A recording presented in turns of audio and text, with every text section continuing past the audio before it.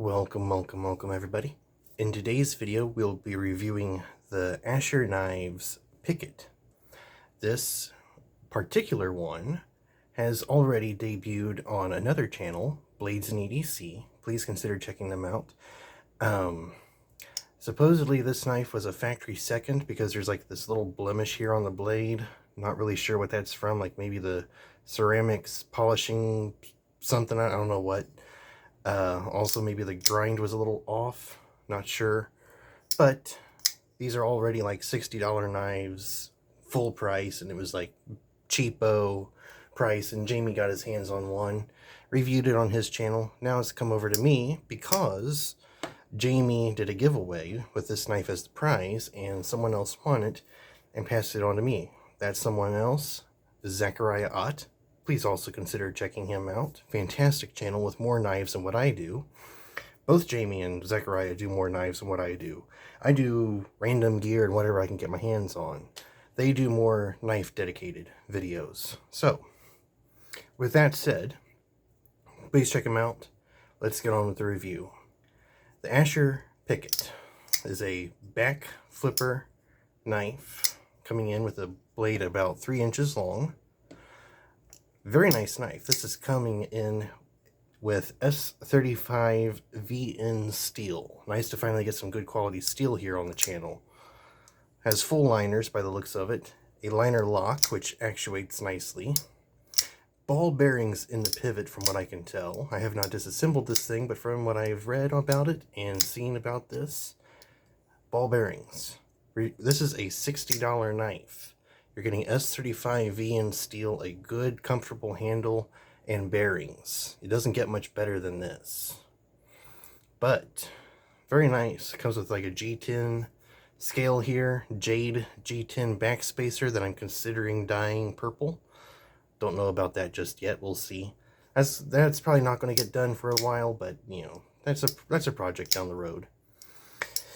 The pocket clip is a good length. I like the length of the pocket clip. About the only thing I have wrong about this knife is the space that the pocket clip sticks out compared to other knives. This one just sits higher. Sorry if you hear some bumps here. I got some stuff on my desk. That one sits higher than the average pocket clip does, and it's not bad, but yeah, that's something I kind of wish that they'd have done a little bit better. But hey, $60 knife. This is doing pretty good. It's almost a finger guillotine if you're not careful, but if you handle knives a lot, you got nothing to worry about. The fuller is not quite reverse flickable here. It kind of tucks into that handle too much for me to be able to spidey flick this thing. But I do love a good back flipper. And this thing is sharp. I don't know if it's receipt sharp. I've kind of messed with it some. Yep, there we go. Very nice and sharp. Been touching it up with the Wazoo Gearco Viking Whetstone, which is still around my neck, which is why it looks awkward on screen. Touched it up with that. Got a nice crisp edge on it. Yeah, this is a pretty good little knife. This is going to be a short review because there's not much to say about it in the grand scheme of things, but I do like the ergos. The ergos are good. You almost have kind of a choil here if you're rambunctious enough to hold it like so. Wouldn't recommend it, but you know, hey, not bad. No jimping on the back, but that's no problem for me. The liner lock is easily accessed. I have no trouble with that. The two gripes that I have are the pocket clip, excuse me, and the lack of a lanyard hole. Now, yes, I know I could probably remove this back spacer here and run a lanyard through that, which I probably will down the road, but I kind of like that back spacer. It kind of fills out the knife a little bit, and, you know, that's just me. But the blade is nice and thick. There's no screw behind the pivot like you see on this knife here. This is a Land 9104. Fantastic knife for $30. Ball bearings, Chris Reeve Sabenza style, about 1.5 centimeters shorter than a large Sabenza, so you're getting a little bit more compactness out of it. But usually a knife has a screw behind the pivot here for the blade to rest against. As you can see on this knife, when you open this, I don't know if you can see it that well on camera, but the knife hits that screw and that keeps that blade from just swinging all the way back. What keeps this knife from swinging all the way back is what you would see on, I believe it is a Crescent knife if you go to Lowe's, or probably Home Depot hardware if you go to the Crescent tools section. They now have knives that came out like 2 years ago.